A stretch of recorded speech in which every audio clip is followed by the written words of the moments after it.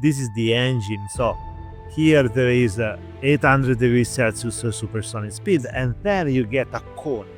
Can you tell me why robots needs a brain that thinks faster than a human in order to fly safely? Because the dynamics of walking, like human walks, runs, but the dynamics of these kind of motions are much slower than the ones for flying. The fastest aircraft ever, which is the Blackbird, can't even compare with with birds. So what is the one thing most people forget when trying to build something that flies? People sometimes forget that it's not a joke, and it's very complex. So if you're enjoying this podcast or even just the idea of what we are building, please hit the subscribe button. It might seem small, but it's a little way of saying thank you. We believe in what you are doing. You are building the biggest tech-related community podcast in Africa, brick by brick, voice by voice. So subscribing is like a tiny little donation, but with massive impact. So if it matters to you, support it for a long run. Thank you. So thank you so much for coming on board on this second episode to learning the engineering flight of humanoid robots, right? So there's this question that brought up recently from some people. Even if I was a student, I would definitely want to ask this question. So how do you teach a robot to understand where it is in the air and not to lose control? Yeah, so you can teach the robot how to fly in different ways. There are basically two methods. One is model based, the other one is data driven. So, concerning the model based, it's not exactly teaching, although the model based approach basically uses a model, and this model has to be trained on real data in order for the robot to react. So, there is a sort of teaching component, but it's not like the classical reinforcement learning infrastructure where there is a sort of teacher and a student where the student tries and then the teacher says, no, this is wrong, please do it the other way in simulation. So the model-based techniques is based really on having models and that then needs to be trained. And then we have the data-driven. The data-driven is simulation-based, and usually recently I've been working on an architecture which is called adversarial motion priors, where you can basically inject prior motions inside this architecture, and then the reinforcement learning algorithms generate policies for the robot to fly, walk, run, and use jets. So why is it harder to make a robot fly than it is to make a drone fly? So it's the human robot is particularly difficult to make it fly for different reasons. So the first one is that these jets are not the classical ones that you find in quadrotors. So the jets for the motors, the propellers that you use for quadrotors are incredibly fast, and you can change the angular velocity of the motors almost instantaneously. These ones, no. Basically, you have bandwidth that needs to be dealt with, and this is not easy. It's the first one. Then the thrust depends among many things, much more than classical propellers like temperature, humidity, and characterizing the jets is very complex. Second one is that when you have a humanoid robot, it has to basically use the internal motors in order to change the thrust direction while keeping also the attitude. So the problem is very, very more complex. I come from the quadrotor world. I did my PhD on aerodynamics and flight dynamics for aero vehicles and quadrotors. And mathematically speaking, the problem is much simpler. You get the 6 equations there, and that's it. You have one angular velocity, and that's it. Here you have basically 52 equations and 25 angular velocity that needs to be combined in order not to lose control, while you have to then generate all these angular velocities of each body in order to generate plus force directions to keep flying. So that's different. And then you get the complexity of thermodynamics that there is no in quadrotor stuff. Zero. There. here you have 800 degrees Celsius supersonic speed. And then you have the problem of of aerodynamics. Aerodynamics because each wind gust influences the other one. It's not a single route. So the problem is, trust me, trust someone that has been doing this for 18 years, is more complex. So technical robots, what sort of what break deal of AI without like human remote? Like how do I what makes a robot smart enough to correct itself in mid-air without human remote? Body representation of forces being generated. Basically, I represent and its body are representation of forces being generated.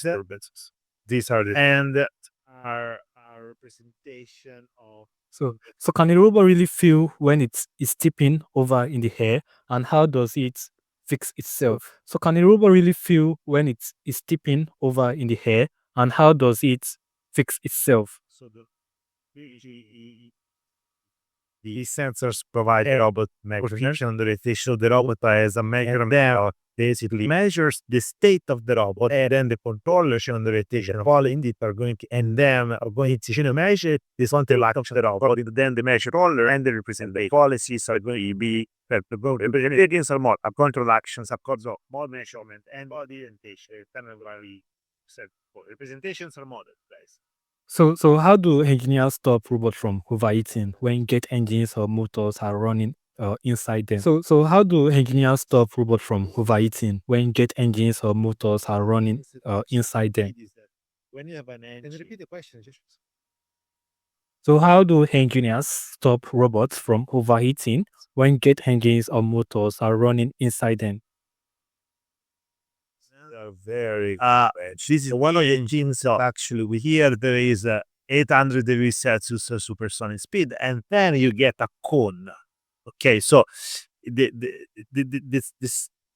gas is so fast that then the temperature here is very high, but just 1 centimeter, 1 centimeter outside the cone is not high. So you have to model also these cones so that inside the control algorithms you can generate motions so that the cone is taken into account.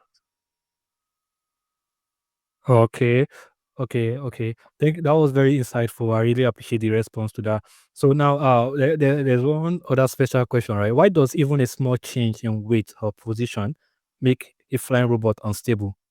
A small change in weight or position make a small robot unstable, fly unstable. Yeah.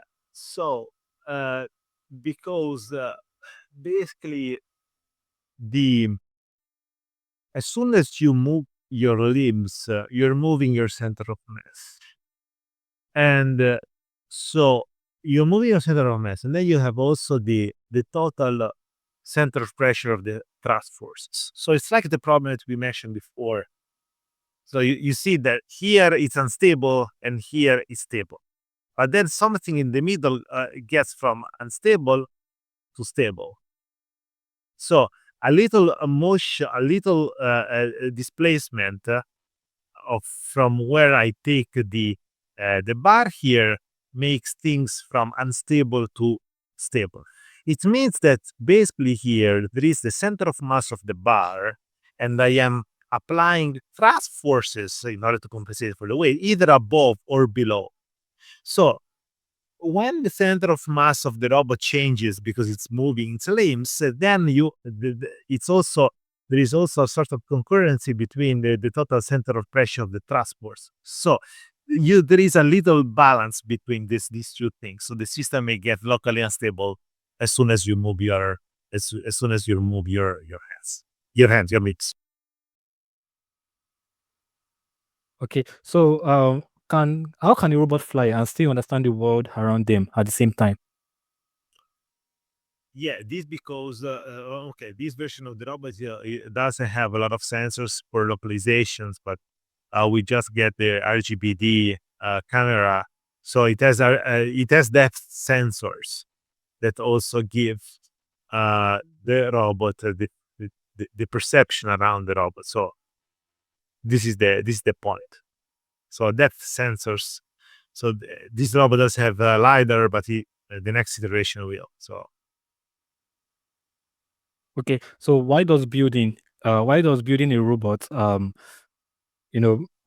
a robot um um that walks and fly make things 10 times harder than just one or the other? Because you have more limbs to control. And then if you want to have a flying, so and then if you want to have a flying multi-body system, then you basically have to control all of these bodies at the same time. So usually, if you have a flying quadrotor, you simply have one single body, and this is it. Instead, if you have a humanoid robot, you don't have all the complexities coming from the thrust forces and the thrust engines. So, and aerodynamics and thermodynamics. So you have to basically you have the complexities of a humanoid robot and the instabilities of a flying humanoid robot. So what happens when a robot makes a mistake in the air, and how do engineers prepare for that? Yeah, sometimes engineers are not prepared about the robot mistakes. So sometimes the robot simply doesn't care what. But yeah, basically it has sensors. So having sensors, it can understand how to react and how to deal with. So how do robots practice flying before they can even leave the ground? So basically, uh, the robot practices in simulation when we use data-driven approaches. When we use the data-driven approaches, basically have simulations. But and then there is instead for the model base we have say testing simulations that verify that the control algorithms are correct.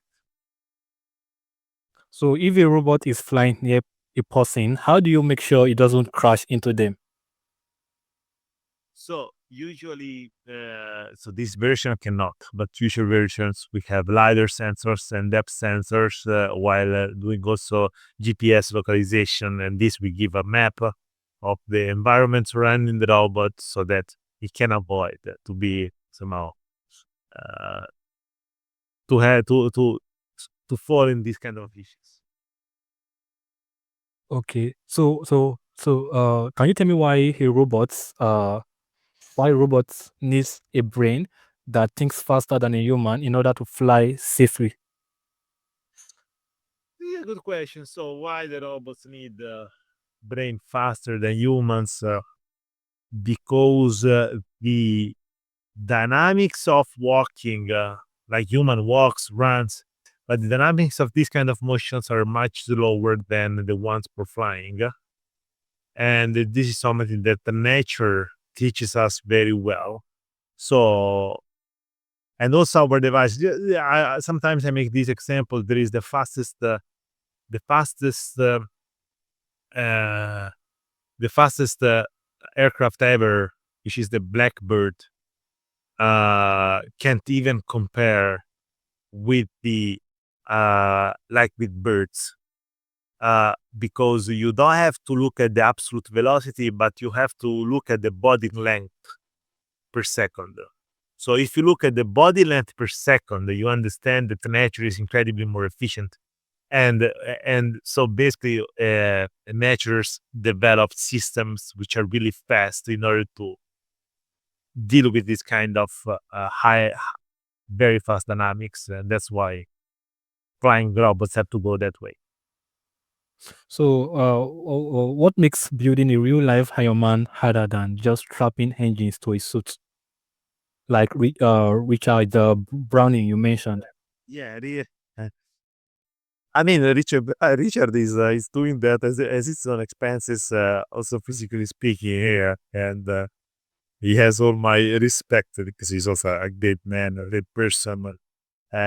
So he said we want to understand basically what Richard is learning, uh, uh, but we want to translate that into algorithms and the equations. So what's the one thing most people forget when trying to build something that flies? Yeah. So people sometimes forget that it's not a joke, and it's very complex. So these are the two things that sometimes people forget when they see our results. Okay, so now can you trust a robot that flies over the city one day? And what would it take to make that safe? Yeah. So it's a long journey to get there, but navigation is one of the big things that needs to be worked on. So we have to really use the GPS, and then represent mapping maps around in order to be integrated with the robot control. Okay. So now last questions. So looking ahead, what is the next milestone for Iron Cube?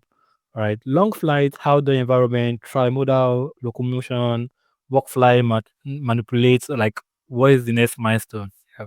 Yeah. So first of all, the next milestone is to try to find another experimental area because we need bigger spaces in order to make the tests. And then once we achieve that, we have to redesign completely the robot to make it more efficient the weight, and then install wings to sustain, reduce lift and sustain longer flight. All right. So thank you so much for this insightful conversation. I really learned a lot, and I'm very certain that whoever is watching this video has learned a lot. And thank you so much, Dr. Professor Daniel, for this insightful for your time.